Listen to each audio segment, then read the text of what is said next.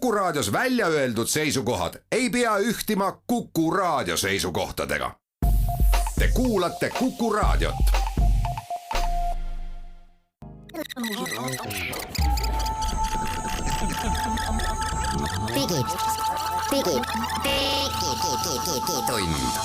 Digitund. Nutikad lahendused ja digitunni toob sinuni Elisa.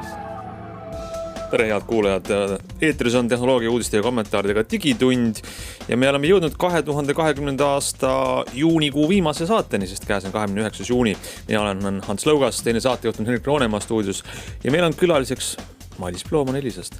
Millest me räägime? Me räägime sellest, kuidas Apple pööras eelmisel nädalal uue lehekülje oma arvutusplatvormide ajaloos ja analüüsime, mis see siis tähendab. Täna tuleb üldse selline saade, et kui sulle Apple ei meeldi, siis ei ole mõtet väga palju kuulata, et ka meie saate teine lõik on täna kindlasti Apple'ist, sest uus macOS, uus iOS on tulemas ja terve hulk põnevaid uuendusi. Vaatame ka seda, kuidas Facebook valmistub kriitiliseks teiseks poolaastaks ja see algab sellega, et maailma ühed suuremad brändid, ettevõtted, reklaamiandjad tõmbavad kogu oma raha Facebookist välja vähemalt 1 kuuks. Ning saate viimase lõigu pühendame ühe kuulaja küsimusele, kes tahab endale uut telefoni osta. Digitund. Eelmisel nädalal siis natuke just pärast meie saate lõppu pidas Apple maha oma virtuaalse ülemaailmse arendajate konverentsi, mis on selline tehnilist laadi sündmus, kus otseselt meile, tavalistele tarbijatele ühtegi päevauudist nagu justkui ei tulnudki, sest ega üle midagi muutunud, aga tegelikult tõmmati eesriie siis ära sellelt, milline saab olema selle meie aja kõige suurema tehnoloogiaettevõtte tulevik. Sest et esimese kõige põhjapanevama uudisena siis kuulutus Apple välja, et viib kõik oma arvutid üle uuele protsessori platvormile, mida nimetatakse Apple Silicon. Ei mingit tehnilist lühendit, ei mingit tööstusarus varem kasutusel olevat sõna nagu ARM või nime, aga nagu ikka, nad teevad asju omamoodi ja panid siis oma uute kiibi põlvkonnale nimeks Apple Silicon. Jah, huvitav on see, et mingit riistvara ei näidatud. Me ei tea, millised uued arvutid tulevad, ilmselt nad tulevad siis sügisel, ma eeldan, ja tegelikult ei olnud ka mitte mingit juttu sellest uue protsessori jõudlusest või sellest, et mis siis nagu tehniliselt nüüd paremaks läheb, et kas see kui palju nad on kiiremad, kas see kui palju on aku vastupidavus näiteks sülearvutite puhul parem, mitte midagi. Aga samas nii palju, kui nad neid demosid näitasid, mis seal jooksid, et hea uudis tundub olevat see, et Apple väidab, et kõik jookseb väga hästi. Et halvemaks ei lähe midagi. Oli see nende esimene sõnum, aga väga suur samm. Me oleme siin paar nädalat nüüd sellest rääkinud. Ma ei tea, kas ma viskan küsimuse õhku. Kas on siis selline murdehetk arvutitööstuses käes? No vist on küll ikka, jah. Et vanad sellised protsessorid, kus sa pidid aeg-ajalt juhtme järgi panema ja sa töötas sul laua peal mühises, nende ajast on läbi. Et see, mida me varem oleme nimetatud mobiilseteks protsessoriteks, mida võimalik kaasas kanda, mis on väga energiasäästlikud võimsad, mis on vanasti mobiilides, need on need üleüldised igal pool. See märgib seda, et me oleme jõudnud sellisesse ajastusse, kus kõik on kogu aeg kaasas kantav ja väga energiasäästlik. Ja võimas samal ajal. Võimas, sa ütlesid küll, et nad ei öelnud ühtegi numbrit, on ju, kui võimas see on, aga selge on see, et need vanasti siis need mobiiliprotsessorid või siis Apple Silicon on kindlasti, kui mitte praegu juba, siis varsti võimsam kui see Inteli omad. Ja tegelikult saab seda praegu juba näha, sest Apple lubas, et praegu juba on sul võimalik tellida endale selline väike Mac mini taoline arvuti arendajatel, registreeritud arendaja, saad hakata sinna siis oma tarkvara nagu justkui kohandama, aga see on tõesti ainult siuke siis töövahend, mille peab pärast tagasi andma. Ja sinna pandi iPad Pro protsessor sisse ja tingimustes on kirjas, et kui sa nüüd oled arendaja selle saad, siis esiteks sa pead selle tagasi andma pärast. See on nagu lainuks. See on lainuks, $500 eest ostad siis lainuks. Ja teine on see, et sa ei tohi seda lahti teha, et sa ei tohi vaadata, mis seal sees on. Ja kolmandaks, sa ei tohi mitte mingisuguseid jõudlusteste selle peal jooksutada. et kui kiire see asi siis on. Et sa võid lihtsalt vaadata, et kas su äpp selle peal töötab. Aga ühe numbri nad siiski ütlesid, et üleminekuperiood on 2 aastat. Ja see oli, ma arvan, paljude inimeste jaoks üllatus, sellepärast, et kuna me täpselt ei tea, mis see tähendab, eks, aga peale sülearvutite on ju ikkagi täna Apple toodab, nagu sa ütlesid, Mac Prod, mis on ülivõimas, ülikallis lauaarvuti, ma ei tea, Hollywoodi filmide tegemiseks sisuliselt. Ja kui see 2 aastane üleminekuperiood peaks ka nende kohta kehtima, siis Apple sihib ikka kõvasti kõrgemale, kui me arvasime, sest siiamaani ikkagi oli, ma saan arusaam, et hea küll, et lähme sülearvutitega võib-olla üle aga et need kallima otsa, need üliprofid Macid, et need jäävad pikaks ajaks Inteli peale. Kui peaks kehtima, et neil on plaan ka need 2 aasta jooksul ära tuua sealt, siis neil on ikkagi midagi rohkem salves, kui me arvasime. Muidugi on see väga keeruline, kui sul on 2 aastat selline nagu limbo, et sa oled ühe jalaga tulevikus, teise jalaga minevikus ja väga praktiline küsimus on ju, mis on päriselt iga normaalse inimese ees, kes on näiteks oma vana sülearvuti on aegunud, tahab uut osta ja vaatab, siis on ilusaid PC-sid väga häid ja on need Mac'e. Kas mõtet on seda Mac'i praegu osta? Kui tuleb võib-olla sügisel, võib-olla järgmisel aastal tuleb välja mingisugune uus Mac, mis on hoopis uue arhitektuuriga, äkki palju võimsam, kiirem, võib-olla pakub uusi võimalusi, mida praegu ei olegi on ju siin sülearvutis. Et see on nagu pikk selline ebakindluse aeg, mis tegelikult Apple'i jaoks muidugi väga neid ei huvita see, sest nendel põhiäri on telefonide peal, see kogu see arvutite osa on suhteliselt väike osa nende ärist. Aga sellist ostja jaoks mina küll ei ostaks ühtegi Maci arvutit praegu nüüd lähiajal, mitte mingil juhul. Ma ei tea, samas nad ütlesid ju, et esiteks nad plaanivad veel Inteli protsessoriga arvuteid veel nagu välja tuua, välja kuulutada ilmselt siis sügisel midagi. Jah, täpselt. Ja see vana tehas töötab edasi. Inteli värki veel aastaid. Years to come oli see ametlik selline Tim Cooki väljend. Me ei tea, et kas see on 2 aastat või 20 aastat. Et ma ei tea, Madis, mis sina oled? See on juni lähe Maci ostma, ma vaatan su musta arvutit siin. Ma mõtlesin, ma saan nagu selle saate lõigu nagu rahulikult ilusalt nagu linnapilti vaadata, sest et ma oleks läinud sinna kategooriasse, et kui teema ei kõneta, siis nagu lülita välja ennast. Aga ma nii palju nagu oponeeriks siis sellisel juhul, et ma küsiks teie käest, et mis te arvate, kui suur hulk on neid inimesi, keda nagu päriselt huvitab see jutt, mida te räägite, kes päriselt ostavad kõige viimase, kõige uuema tarkvara? No vahet pole, kas siis telefon või arvuti või see on see statistika, mis mul olemas on, pakkuge protsenti. No ma arvan, et ikka kuskil 90-100% meie saate kuulajad. Okei, see oli väga poliitiline vastus on, aga võtame siis kõikidest inimestest, kes seadmeid ostavad. Ei, kindlasti see on, paljude jaoks nad ei teagi, mida see tähendab, mida protsessor teeb arvutis. Täpselt, sa lähed nagu poodi ja sa ostad selle seadme tegelikult, mida sellel hetkel see müügimees on motiveeritud sulle müüma. Ja nüüd seda, mida see konkreetne müügimees on motiveeritud sulle hästi müüma, seda saab Apple väga hästi enda incentivitega või siis enda boonustega tulemustasud, eks ole. Jah, põhimõtteliselt tulemustasu, sellega nagu juhtida. Ehk siis ma nüüd küll ei muretseks, et neil kuidagi halvasti selle pärast hakkab minema. Ma arvan, et need inimesed, kellel on nagu uut seadet vaja ja miski pärast peab see õun olema, siis las nad ostavad järgmise 2 aasta jooksul ka neid seadmeid, ei juhtu hullu midagi. See on minu jaoks oli üldse huvitav selline küsimus mul tekkis, et kas see tänapäeval üldse loeb, et kui palju see nagu üldse loeb, et kui palju on neid inimesi, kes oma, ma ei tea, sülearvutites tohutult peavad jooksutama mingit võimsust nõudvaid asju. Et ühest küljest justkui, ma ei tea, mina teen enamus asju brauseris, ma ei tea, kuidas teil on. Mul on üks rakendus põhimõtteliselt arvutis ja mõned asjad, mida ma siis ei tee brauseris ja keegi jooksutab Office'it. Selle kohta nad ütlesid, et Microsoft juba töötab selle kallal, et ka Office hakkab siis ilusti tööle nende uute protsessoritega. Aga samas, kui sulle pannakse ikkagi poes lauale 2 arvutit ja üks nendest, ma ei tea, aku kestab kõvasti kauem ja arvuti ise on õhem ja kergem ja samas võimsam, et on ju asi. Üks pool sellest, teine pool on pigem see, mis ka kuhu ka gaming industry läheb, et sul tegelikult arvutusvõimsus ei ole enam lokaalses masinas, vaid on pilves. Just. Et ma mõtlesin brauseri all, et kõik on seal, eks ole. Aga ka suured ja sellised nagu väga palju arvutusvõimsust nõudvad tegevused pigem kolivadki pilve, sellepärast, et nii on optimaalsem ja nii on, just nimelt sul saab see seade olla pisike, õhuke, ei kuumene üle, su info ei lähe kusagile kaduma, et pigem ta liigub vaikselt tasakesi sinna poole, nii et ma olen nagu nõus, et selline väga riistvaras kinni olemine on veel rohkem niši teema, eks ju, neid kindlasti on. Üksikuid, aga nad kindlasti on vähemuses. Mõned asjad, mõned ennustused siiski teen, nad ütlevad, et kõik iPhone'i äpid töötavad ka automaatselt nendes uutes Macides, mis on väga, väga suur samm ja väga suur asi. Ja ma arvan, et sealt, et see omakorda tegelikult tekitab sul mingi põhjus, et miks sa lähed näiteks seda uut Maci ostma. tekib, ma ei tea, kas või mänge näiteks sa lähed uut Maci ostma sellepärast, et nagu teatud tüüpi inimesed lähevad uut Maci ostma, kui uus Mac tuleb välja ja selle peal põhineb just nimelt see nagu 5-7% revenue'dest, kes siis kõik kirjutavad neid, ma ei tea, kasutuslugusid, arvamusi, blogipostitusi ja siis järgmise 3 aasta jooksul ostab järgmine seltskond need samad seadmed, eks ju, et ta töötab ikkagi pigem sedapidi. Aga kas sa ei arva, et see on pigem selline tehniline taustapõhjus, et tegelikult ma ju ei kasuta seda äppi, mis mul telefonis, ma ei näe vajadust selle järgi suurel ekraanil või ma teen midagi muud, on ju. Ma teen brauserisse sama asja ära, mida ma teen äpiga telefonis. Et see on minu Apple'i poolt selline huvitav väga hea põhjus, mis võib-olla teeb palju soodsamaks ühe tarkvara arendamise, ma teen ühe koodi ja see töötab igal pool, on ju, sest on täpselt sama arhitektuur all. Aga võib-olla kasutaja jaoks ma nagu ei usu, et see nagu väga loeb.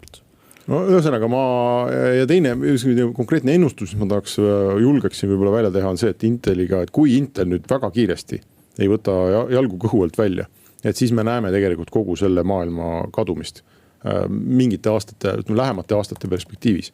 Et ma tean, et müügimees müüb sulle lõpuks seda, mida tema tahab müüa, eks ole.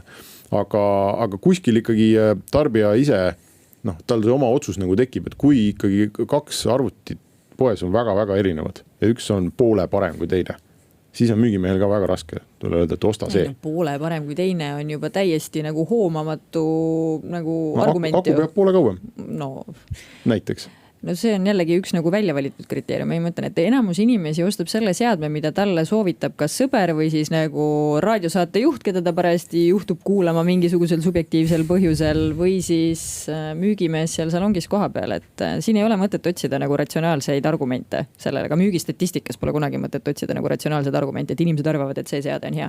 5-7% on neid inimesi, kes päriselt nagu süvenevad, arvavad, vaatavad mingisuguseid parameetreid. Neid ei ole rohkem, neid pole kunagi olnud, neid tule juurde ka. Aga nad on arvamusliidrid.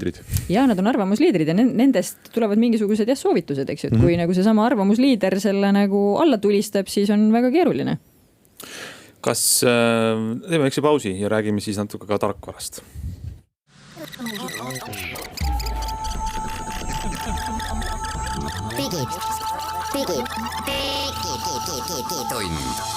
Digitund. Nutikad lahendused ja digitunni toob sinuni Elisa. Digitund tagasi eetris ja lubasime rääkida tarkvarast ja me saame rääkida sellest tarkvarast, mis tuleb iPhone'idesse sügisel, sest seda eelvaade on siis avalikuks saanud, selle tarkvara nimi on siis iOS 14 ja see peaks jõudma väga paljude vanade telefonideni ja ilmselt ka uuteni, mis tulevad alles välja sügisel. Ja mida seal siis uut on? Meie kuulajad on intelligentsed, nad teavad igasugu asju telefonidest ja teavad ka väga palju, mida näiteks, kes ei ole iPhone'i kasutaja või vabandust, kes ise on iPhone'i kasutada, teab, mida konkureeriv Android pakub, siis tegelikult on selles uues iOS siis väga palju tuttavat. Et mis seal siis on? Näiteks. See oli nii ilus hästi öelda. Androidis oli see juba aastaid tagasi. Aga oli ju, ütleme saavad nii, et ka Apple'i kasutajad Androidi endale jälle tükikese Androidist juurde. 100 äppi näiteks telefonis, siis sa ei pea kõik 100 ikooni oma ekraanil edasi-tagasi kerima, vaid saad visata näiteks ära sahtlisse, mida sa parasjagu ei kasuta. Või siis panna. iPhone'idesse tekib esimest korda ajaloos üle võimalus saada ülevaade kõikidest äppidest, mis sulle sinna on installitud. Ilma, et sa peaks need koduekraane läbi kerima. Ja täpselt, ei pea ekraanil olema. Aga see ei teki niimoodi, nagu ta Androidis on, et seal on näiteks, ma ei tea, värskuse või tähestiku järjekorras need äpid, vaid see tekib Apple'ilikul moel, ehk et iPhone nüüd ise grupeerib mingi oma intelligentsi alusel need äpid kokku. Ehk et sul on näiteks, ma ei tea, mingid muusikaäpid, mängud, ma ei tea, produktiivsus, viimasena installitud äpid, need tekivad sellised kaustad. Mida telefon ise kokku paneb. Ja siis see häkk on see, et sul endiselt on võib-olla veel see 12 koduekraani nende ikoonidega, kuhu sa kunagi ei jõua, sest sa ilmselt kasutad, ma ei tea, esimest 2 koduekraani. Rohkem edasi, mis seal, mis 3. või 10. on, seda sa enam ei tea, on ju. Et need saab lihtsalt ära peita. Need koduekraanid. Saab ära peita? Jah, ära neid mulle näita. Aga iseenesest täitsa kihvt ju. No ja siis tulevad midagi veel sellist, mis on osa nagu rakendusest või äpist töötab sinu koduekraanil ilma, et seda äppi peaks käivitama. Widget on selle nimi. Hämmastav. Mõtle, kas nagu 10 aastat tagasi Androidis oli või ei olnud see juba olemas? Aga ei muide, seal on terve rivi sellised asju, mis tõesti, nagu Hans ütles, et on olemas ka asi nimega App Clips, mida ma ei mäleta, mis Androidi maailmas selle nimi on, kas paar aastat tagasi tõid selle välja. See on see, et kui sul ei ole äppi installitud, aga sul läheb seda hetkel vaja. no tüüpilised näited olid seal mingi parkimisäpp või kohviku mingisugune kassas mingi püsikliendi äpp või kas või see tõukeratta laenutuse äpp. Siis seal on mingisugune QR-kood või mingisugune asi suunad oma telefoni sinna peale ja siis väike jupp sellest äpist laetakse dünaamiliselt kuidagi otse veebist alla, et sa saad nii-öelda äppi kasutada ilma, et sul äpp oleks installitud. See tõukeratta näidele päris hea, ütleme, et mul ei ole seda äppi praegu, lähen uude linna, välismaale, seal on mingi uus firma, ma telefoni panen korraks tõukeratta vastu, mul käivitub see, mul juba on seal minu Apple'i ID-ga minu identiteet, minu maksevahend, ma saan teha 5 sekundiga selle rendi ära, sõidan ära, aga mul ei jää eluks ajaks mingisugune suvaline tõukeratta äpp telefoni lobis. Aga Androidi maailmas need ei läinud hästi käima, et vaatame, kuidas Apple'i maailmas sellega on. Nii, mis see veel uut on? Väga kõva pauk YouTube'ile on see, et on nüüd võimalik siis videot vaadata niimoodi, et see kuskil ekraani nurgas lohiseb. Teatavasti praegu on maailma suurim probleem teismelistel on see, et kui sa kuulad muusikat YouTube'ist, siis paned selle YouTube äpi kinni, siis muusika jääb seisma. Muusika jääb seisma, muud lahendust ei ole, sa pead raha maksma mingi Spotify, mingi muu jura eest, aga nüüd see YouTube'i aken jääb siis alla nurka niimoodi mängima, muusika mängib edasi ja sa saad telefonis siis suhelda või kirjutada, nii et teismelistel palju õnne teile. Taaskord, et oleks äkki Androidis olnud see, ma pakuks 3 või 4 aastat tagasi, aga mis nüüd sellest siis? Mis nüüd sellest? Ja, iPhone hakkab tööle autovõtmena, kui sa ostad uue BMW 5 seeria. Ilmselt see tuleb ajapikku teistesse autodesse ka. Ehk siis telefon on, paned telefoni auto vastu, auto saab aru, et see oled sina.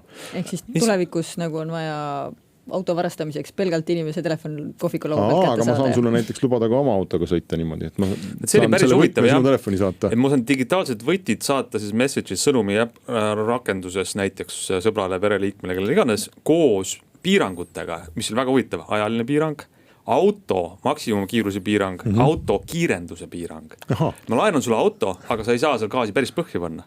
Tundub nagu selline rendiautofirmadele kindlasti täiesti ideaalne lahendus.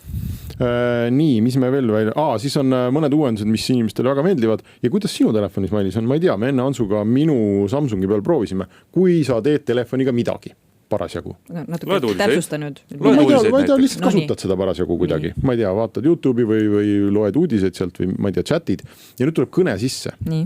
Et kas see kõne võtab terve ekraani üle? Kas see teavitus, et kuule, Hans helistab sulle, on terve ekraan või tekib selline pisikene märguandekene, et sa ikkagi saad oma tegevusi jätkata, et tuleb lihtsalt väike notification kuhugi üles, et kuule keegi helistab. See sõltub rakendusest. Kui vaadata videot, siis tuleb üles Just. väike aga kui sa midagi mõistlikku üleliia ei tee, siis ta tuleb ikkagi üle terve ekraani. Ja nüüd uues iOSis on see niimoodi, et ei tulegi enam üldse üle terve ekraani, vaid tulebki sinna pisikene märguandekene, et vaata keegi nagu Androidis jälle, nii paar aastat on olnud. Ei, ma ei tea, minu Androidis ei ole, võtab ikkagi, ma enne lugesin veebist uudiseid, tegin näo, et ma loen ja siis on sellist, et siis võetakse terve ekraan, aga kui ma näiteks mingit üle terve ekraani asja teen, videot vaatan või mängin, siis tuleb pisikene Androidis, jah. No see on okei ju. Ja on okei, aga samas mulle võib-olla meeldiks, kui tõesti kõne ei võtaks ekraani üle ühelgi juhul. See on märk sellest, et see telefon, telekomi teenuste pakkujate ees, aga telefon ei ole enam peamine asi selle telefonis. See on väike märgu on, aga see on väga häiriv, et tihti mul on võib-olla see asi, mis ma ekraanil teen tähtsam, kui see kõne, mis sisse tuleb ja ma tahaks seda ignoreerida. Sa oled just vajutamas nuppu osta. Ja siis tuleb see vasta. Vagana Henrik helistab sulle ja sul läheb kõik sassi ja siis need odavad lennupiletid on läinud selleks ajaks, kui sa minuga lobisemise lõpetad. Väga õige. Ma nopiksin veel sellise väga huvitav asja välja, et Find My iPhone, näiteks selline teenus on praegu, kus sa saad otsida oma kaduma läinud telefoni ja nüüd Apple laiendab uues tarkvaras seda nii-öelda taristut selle all ükskõik mis toodetele. Et sa oled näiteks hakkad tegema interneti ühendatud vihmavarjusid ja liidestad oma vihmavarjud, millel on mingi kiip sees selle teenusega ja siis mina ostan su vihmavarju, kaotan selle ära, siis ma saan otsida selle Find My'ga oma vihmavarju ja ükskõik maailmas, mis iPhone siis on kuskil, mille lähedusesse vihmavari on mul jäänud kohvikusse või poodi, siis mu telefoni tuleb teada, et minu vihmavari oli seal, ma ei tea, linnas selles kohvikus ilma et see inimene, kes siis minu ilmavalust mööda läheb, tema oma telefonist kuidagi oma asukohta jagaks minuga või midagi sellist. Aga kõik iPhone'id muutuvad selles mõttes selliseks nähtamatuks võrgustikuks, mille kaudu saab siis otsida kaduma läinud asju, kui selles asjas on milline see kiip. võrratu variant nagu armukadedatele meestele ja naistele oma abikaasa jälitamiseks. Väga täpselt saad selleks teada. ma olen juba lihtsamaid asju olemas. Aga noh, praegu näiteks kasutatakse tile väikseid jubinaid, mille pannakse kohvri külge või asjade külge. Laste võtmete külge. Jah, et see öeldakse, et tile'i ärimudel võib olla nüüd kutu, sest et Apple lihtsalt sõi selle ära, et oma palju suurema võrgustikuga. Meil on 10 sekundit aega, ma ühe asja tooks veel välja, mis mulle väga meeldis, on see, et äppidele saab nüüd anda loa, kui keegi küsib su asukohta, siis sa võid anda talle umbkaudse asukoha loa, mis on minu meelest täitsa geniaalne. Et ma ei tea, ilma äppe ei pea teadma, mis majas ma asun, on ju. Ta peab mingi suurema täpsusega võib teada, kus ma olen. Ja see on väga lahe asi, seda ma küll oodaks, et Eesti tuleb nõus. ka minu telefoni. Aga me läheme pausile.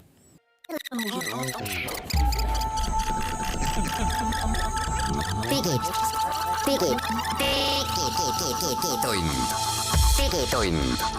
Nutikad lahendused ja digitunni toob sinuni Elisa. Ja digitund on tagasi eetris. Me lubame veel endale natukene rääkida Apple'i uutest uudistest juttu ja siis pöörame lehekülje kuhugi edasi. Nimelt peale siis telefoni uudiseid ja riistvara uudiseid eelmisel nädalal nägime ka seda, et milline see tarkvara saab olema Maci arvutites, mille nimi macOS.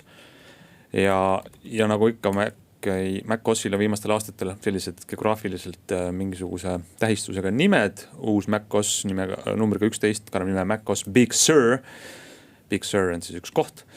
Ja sellega huvitav trikk tehti selle esitluse käigus, et kõigepealt näidata siis Maci uut tarkvara, mis on saanud uue välimuse ja uuendusi ja siis alles öeldi, et see kõik, mis te nägite, see nüüd töötabki sellel samal uuel riistvara platvormil, millest me saate alguses juttu tegime.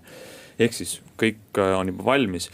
Aga kui seda macOSi uut vaadata, siis on sealt ka visuaalselt aru saada, et nii-öelda kapoti alla mingid uuendused, sest et see arvuti tarkvara on muutunud siukseks, kuidas öelda, ümaramaks ja pehmemaks ja natukene telefonilikumaks. Ehk telefoni ja arvuti need kasutajaliidesed ja kogu üldmulje on lähemale nihkunud üksteisele. See oli suur hirm, ma vaatasin inimestele, et tõesti see uus macOS näeb välja väga palju rohkem nagu iOS. No, et nad kuidagi nagu lähevad sarnasemaks, on ju, lähevad kokku. Ja ma tean, et enne seda üritust paljud inimesed kartsid, et nende armastatud macOS võetakse ära või et Apple, kes on ju kogu aeg rääkinud, et iPad on ikkagi see tulevik. Uus platvorm, kuhu me liigume on iPad, et siis et Apple keerab vaikselt seda macOSi kinni ja muudab ta lõpuks põhimõtteliselt iOS-iks või et sinu Macist võetakse ära kõik nagu toredad võimalused, mida sa oled aastaid tahtnud kasutada. Nagu näiteks oma tarkvara installimine. Et oli hirm, et saab hakata ainult Apple'i poest saada olevat tarkvara installima. Jääbki nagu suur iPad põhimõtteliselt. Suur iPad, jah. Siis tundub, et seda õnneks ikkagi ei tule, aga välimus muutub sarnasemaks ja mida ma julgeks küll ette ennustada, et ma arvan, et me sügisel või ma ei tea, hiljemalt järgmisel sügisel näeme puutetundliku ekraaniga Mac'e, mille kohta nad on ise aastaid öelnud, et see ei sobi ja ei ole vaja seal mingit puutetundlikkust ja nii edasi. Aga see uus macOS karjub selle järgi, et vajuta sõrmega siia. Kõik need asjad on kuidagi suuremaks ja iPadilikumaks, mis on iseenesest tegelikult hea uudis, sellepärast et ma olin ju aasta või rohkem Chrome OS-i peal, kus oli puutetundlik ekraan ka arvutil ja ma ei praegu siiamaani Maci peal harjumusest sõrm läheb aeg-ajalt kuhugi ekraani vastu, et tahaks sinna vajutada. Ja lapsed olid väga harjunud sellega, et kerivad ka sõrmega mööda minu MacBook Pro ekraani ja siis jätavad sinna sõrme jälgi peale. Ja, aga mis on tüüpiliselt väga hea näide selleks on see, et kui tänapäeval, kui veebis surfata, see on tehtud ju väga keeruliseks, sellepärast, et kui sa mõne lehe lahti teed, siis hüppavad need aknad, et kas sa oled cookidega nõus, kas sa oled privaatsusseadetega nõus, yes, no, cancel, pane jälle mingisuguseid ribakesi kuskil kinni sellest pisikesest X-ist.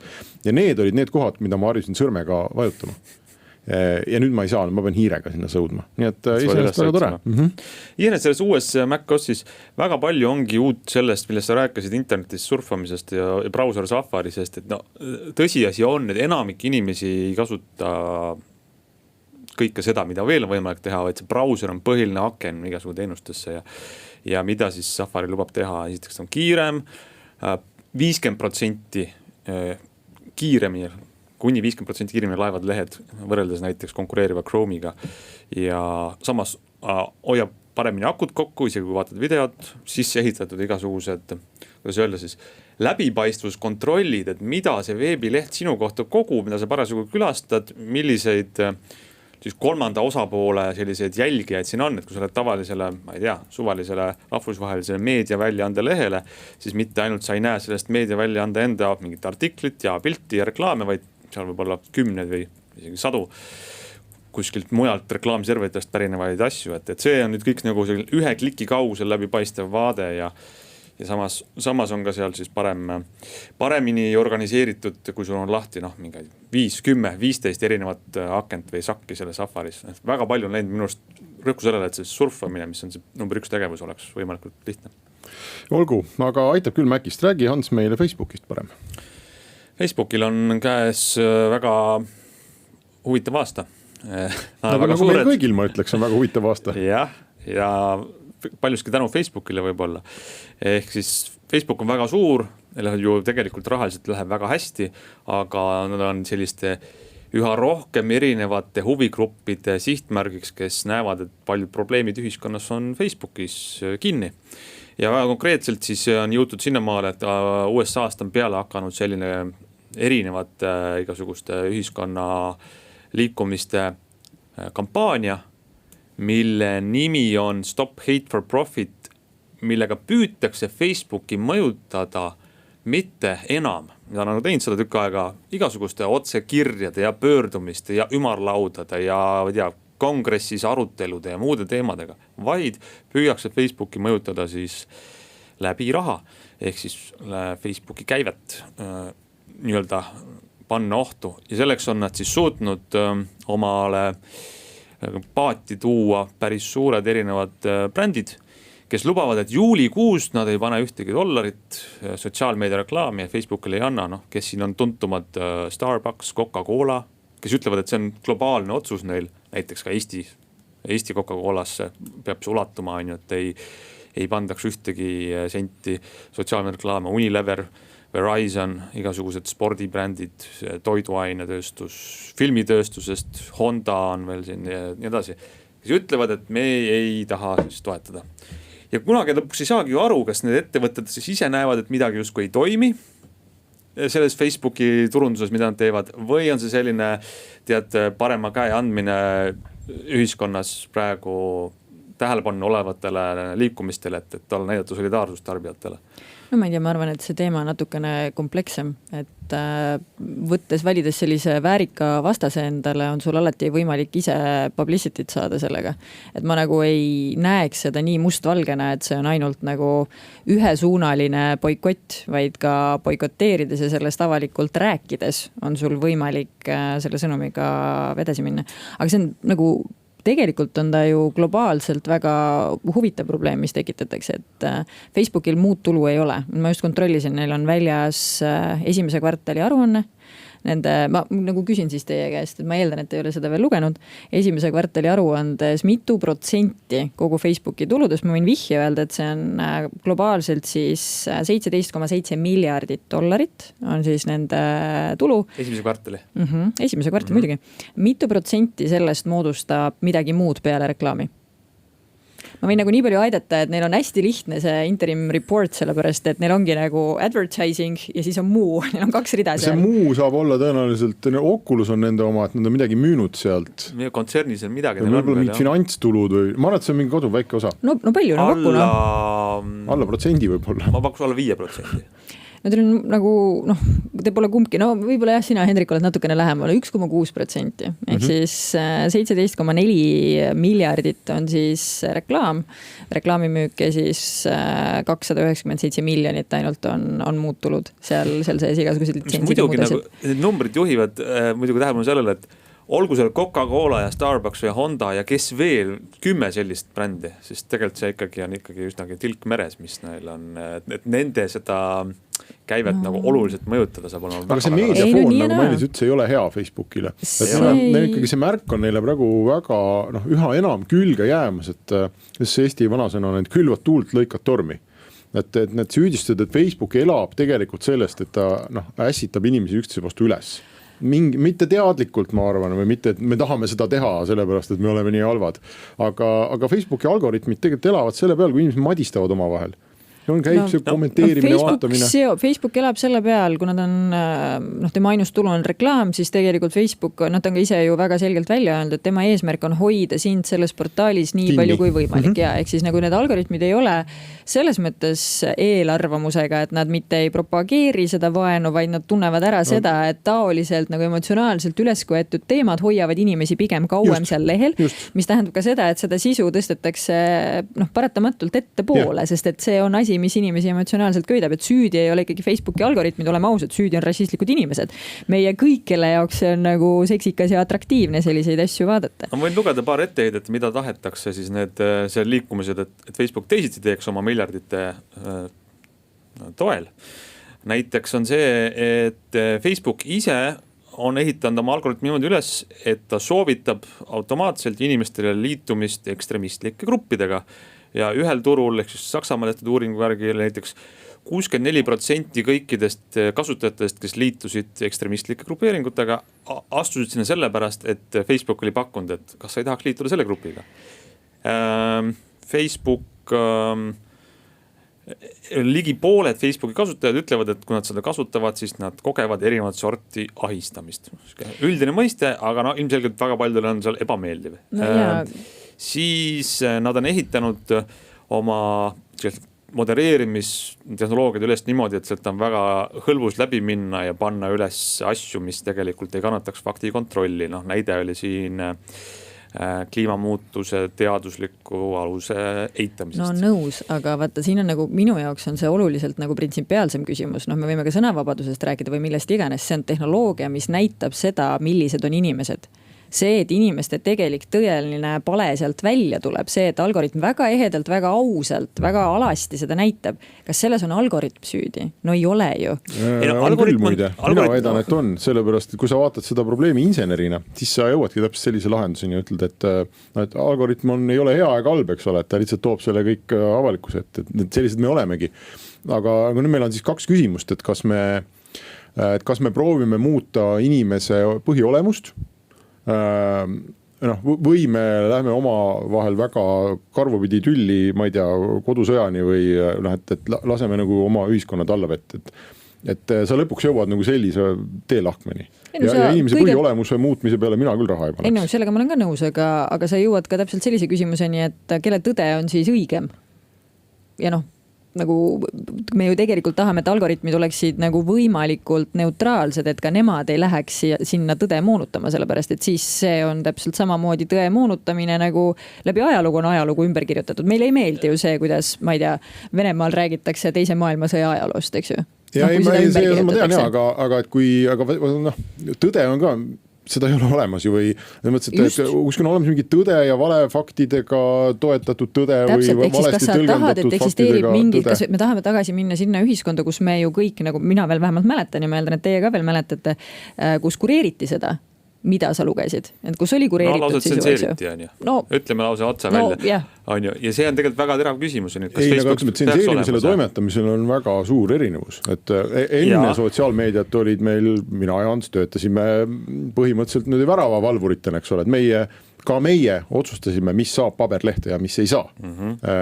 See oli üks selline funktsioon. See ei olnud tsensuur, vaid see oli toimetamine. Me küsisime, et kas see on tõsi. Ja aga hetkel hakkab see asi balansseerima ikkagi väga palju juba sellise tsensuuri peale, eks ju.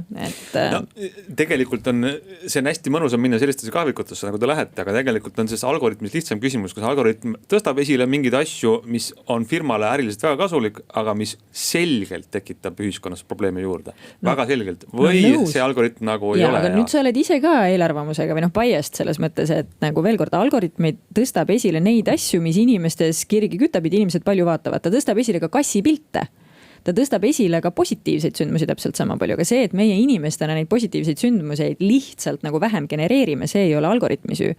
Ehk siis Facebooki ärimudel on ta on ainult reklaamitulu, mis tähendab seda, et tema tahab siin portaalis kinni hoida. Ja see, kui inimesi hoiab portaalis kinni taoline sisu, siis veel kord, see ei ole üks-ühele algoritmi süü. Ja kui me ütleme, et seda peab hakkama muutma ja kassipildid on okei, aga mingisugune teine sisu ei ole okei, Okei, aga näiteks eBay'sse on ka sisse ehitatud teatud selline inimeste ürgsete soovide kontrollimise mudel, et mul võib olla ürgne soov sulle müüa mingisugust mittetöötavat jura, on ju, ja saada sult see raha kätte ja noh, selline ma olengi, sorry, et miks eBay algoritm siis seda ei hinda, miks mulle siis pannakse käed raudu. eBay on turuplats. Ja Facebook on ka, põhimõtteliselt Facebook on ideede ja ühiskondliku suhtluse turuplats. Väga palju sellest probleemistikust praegu seisnebki selle üles, et mitte mida inimene võib oma postituses avaldada Facebookis, vaid näiteks mis on nende siis promoted ehk raha eest esile tõstetud postitustes, kas ma võin raha eest kõiksugu ka otsest valet esile tõsta, mis Facebookil on väga kasulik, on ju. Sest et nemad saavad raha, see võib-olla postitus läheb jube hästi, läheb viraalseks, on ju. Ja väga palju sellega on seotud ka siis poliitiliste ühiskondlike debattidega, et mul on tunne, et mis iganes, kuhu see debatt välja jõuab, see jõuab varem hiljem mingisuguse murdepunktini, et Facebook ei saa sellist rolli nautida, nagu nad lihtsalt ütlevad, et me oleme lihtsalt tehnoloogiafirma, inimesed teevad, mis nad teevad, me kogume raha, anname seda ju aktsionäridele, kes tahavad seda saada ja kõik on läbipaistev. Mul on siuke tunne, et maailm ei lepi sellega. Ja me läheme siit pausile.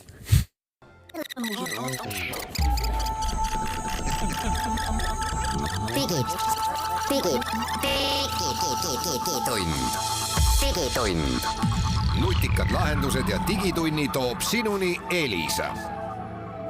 Digitunnis on nüüd aeg kuulaja kirjade rubriigiks ja hea meel lugeda ette järgmine kiri Karlilt. Ta kirjutab nii: ma lähen 5. klassi ja mulle hakatakse ostma nutitelefoni. Kas te suudaksite mind aidata? Isa kuulab teie saadet, soovitas teie kui ekspertide poole pöörduda.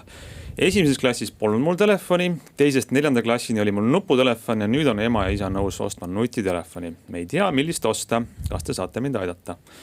Ma tahan seda just nimelt juulis, sest ma tahan telefoni tundma õppida enne, kui ma kooli lähen, kuna mul pole kunagi telefoni olnud. Kas oleks pigem parem osta kasutatud või täitsa uus telefon? Ma tahaks ka, et see oleks suur, aga mitte liiga suur ja et igal aastal ei peaks uut telefoni ostma. Ja sellega oleks hea pilte ja muid asju teha. Väga suurt summat ka välja ei käiks. No. Ja siis Karl küsib meilt nõu, et kuidas teda aidata. Meile see kiri väga meeldis, sest esiteks väga selline asjakohane küsimus. Ja väga intelligentsed küsimused. Väga intelligentne lähenemine probleemile ja mis pole ka ju vähetähtis. Ma arvan, et Karl ei ole ainuke sellise probleemi, sest neid inimesi on kindlasti palju, neid lapsi. Noh, meil on 6,5 minutit aega küsimusele vastata. Ma võtaks esimese konkreetse küsimuse, mis ta siia pani. Kas kasutatud või täitsa uus? Täiesti uus. Mina olen uue poolt. Ma olen ka uue poolt. Ma võin ka põhjendada. Mul on üks erand, ma lasen ka põhjendada, aga siis kui võib-olla, siit kirjast küll ei selgu, aga võib-olla peres on jäänud riiulile seisma mõni täitsa toimiv nutitelefon, siis ma soovitan seda esimeseks telefoniks, et sellega inimene saaks oma esimese telefoni kogemuse kätte. Selle võib anda vanaemale või vanaisale. Miks ma põhjendan? Sellepärast, et need riiulile seisma jäänud telefonid või telefonid, mida keegi teine on, ütleme, kasutanud, ma ei tea, aasta-2, nad ühel hetkel ei saa enam tarkvara uuendusi ja uued äpid, mis tulevad, neid ei kirjutata ja need uued mängud, mis tulevad, no ka kasulikud äpid, ka kooli jaoks kasulikud äpid, neid ei tehta kohe alguses vanematele Androidi versioonidele või siis, mis iganes iOS-i puhul täpselt samamoodi. Ehk siis noor inimene, kes kindlasti tahab avastada, kindlasti tahab proovida kõiki uusi rakendusi, mis tulevad, kindlasti uus telefoni ja garantii on, ma arvan, ka oluline küsimus. Garantii ka kindlasti. Ma paneks siia ühe erandi, ta ei kirjutanud, mis telefonid tal näiteks isal-emal on. Kui isal ja emal on iPhone'id, siis ma arvan, tuleks osta iPhone. Nõus, et ja siis ma julgeks ka soovitada kasutatud, ütleme sealt iPhone 7-st ülespoole. Sest ikkagi uut iPhone'i minna ostma 5. klassi poisil seal 500 euro eest, see on natuke suur summa. No, mina kindlasti ka valiks sellise seadme, mida saab kindlustada, sellepärast ma ikkagi jõuan ringiga selle sama uue seadmeni tagasi. Aga siis kui iPhone, siis SE? Pigem jah. Aga nüüd jääb jälle nagu see, et ta kirjutab, et ta soovib suurema ekraaniga, sellepärast mina tuleks sealt, kui vanematel ei ole mõlemal iPhone, siis mina tuleks nüüd ikkagi Androidi siis maailma. Siis kindlasti Android, jah, ma olen täitsa nõus. Ma ise just tegin selle eelmine nädal läbi ja kui peres on üks ainuski Android, siis läheb juba jamaks. Et iPhone ja Androidid ei saa läbi ja Google ja Apple saavad läbi. Niipidi toimib. Ja tõenäosus ütleb, vaadates Eesti telefoni kasutajad, siis ilmselt sellises peres, ma ei rääginud otse Karlist, aga väga tüüpiliselt on olukorras, kus on vanematel Androidid ja siis on mõistlik osta Androidi telefon. Nii, aga milline siis? nii, mina jälle tulen oma strateegia juurde, ma saan aru, meil juba tekib siin erinevused. Minu lähenemine see, kui mitte riiulilt võtta see vana telefon, mis seisab, siis võtta esimeseks telefoniks võimalikult odav, aga toimiv. Aga ta ei taha igal aastal uut osta.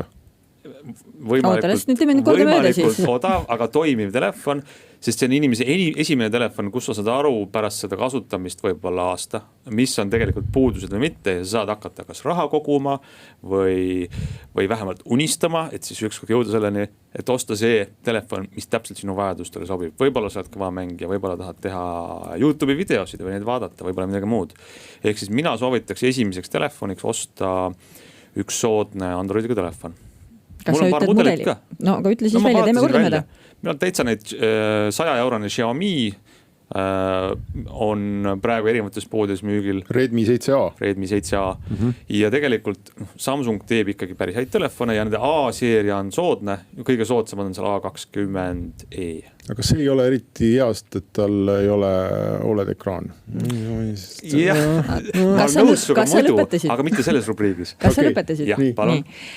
Mina tooks ühe aspekti veel. Xiaomi on hea telefon, nõus, aga kuna tegemist on poisiga ja 5. klassi poisiga, siis selle telefoniga võib juhtuda 1,2. Ehk siis mina valiks mudeli, mis on populaarne juba sellepärast, et nende varuosasid on palju ja kättesaadavad. Soovitan kindlustada, aga isegi kui ei kindlusta, siis selleks, et sa saaksid nädala või 2 uue ekraani, siis on parem, kui see mudel on populaarne. Teine põhjus, miks valida populaarne mudel, on see, et sellele telefonile peab kindlasti panema ümber kaanet, kaitseklaasi sinna peale ja neid lihtsalt on saada populaarsematele mudelitele rohkem ja nad on soodsamad. Mina ei alahindaks kaamerat, ehk siis mina valiksin hea ekraan, nagu tänapäeval juba ka nendel odavamatel on täiesti okei ekraanid, sellised, millest me 4 aastat tagasi alles unistasime, 1000 eurot nagu välja käisime, eks ju. Et ekraanid on okei, küll aga ma valiks kaamera järgi ja ma arvan, et hea kaamera peaks olema nii esimene kui tagumine kaamera, sellepärast, et need on mõlemad paralleelselt kasutuses. Nüüd margi eelistusi, võib-olla mina valisin ka 2 tükki välja. Mina pakuks, läheks sinna 200 eurosesse hinnaklassi ja pakuks välja, ei ole üllatuseks ju, Huawei P30 Lite. Viimane täis Google'i toega, väga hea seade, väga kena näeb välja, töötab väga hästi. Hind on 200, jah? Alla 200 praegu. Ja teine võtaks ka Samsungist ja võtaks Galaxy A41. Ta on natuke kallim, ta on 269, olen nõus, aga miks see mitte näiteks A21, siis eelkõige just kaamera pärast. Et tal on parem kaamera ja ta teeb paremaid pilte. Aga kui nende 2 vahel valida, siis mina valiks Huawei P30 Lite. Mina paneks sihi, kuna meil eelarvest ei olnud juttu, et siis mulle tundus, et selline ülemine siht, mida ma võiks panna kuhugi sinna 350 peale, on Samsungi A51 või Google'i Pixel 3a. Pixel 3a super kaameraga. Aga ei ole ekraane saada, ei ole kaitse saada. Ja siis kui see on liiga kallis, siis ma hakkaks sealt allapoole tulema, et Samsungi, see A51 on tõenäoliselt väga hea, see sama 41, mis sa mainisid, eks ole, on odavam ja on ka väga hea, et kuhugi sinna kanti ma tuleks, jah, nendest valiks. Hans, sa tahtsid midagi öelda veel? Ei, ma tahtsin öelda, et meil hakkab ka läbi saama. Aga võtame siis kokku, kui 100 eurot. Mallis, kas sul 100 euroga oli ka midagi pakkuda? Ma ei soovitaks sinna 100 euro kanti minna. Ma ütleks, et 200 on praegu väga hea ja väga optimaalne hinnaklass, kuhu pidama jääda. No ma vaatasin, kui 100, siis Xiaomi Redmi 7A, 100 ja 200 euro hinna sees. Ma pakkusin A20e, sinu soovitud A41 oli vist üle 200. No ta on 260-270. Okei, 100 eurot kallim kui see A20e. Aga minu esimene soovitus on P30 Lite. Jah. Ja kui veel sealt edasi, siis Samsungi A51 või Pixel, aga sellega tõesti on see mure, et varuosasid... Pixeli, jah, sellest nagu siit aga nagu võib-olla tegemist on noore häkkeriga ja ta tahab kasutada Android just sellisena, nagu ta ette nähtud. Siis ta oleks selle kirja pannud sinna, siis ta küsiks teie käest nõu, mis telefoni osta. Mingi Samsungi A-seeria või siis Mailisi soovitatud Huawei. Aitäh kõigile, selline tänane saade, kohtume järgmisel nädalal.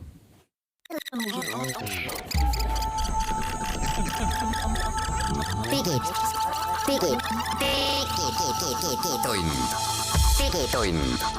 Nutikad lahendused ja digitunni toob sinuni Elisa.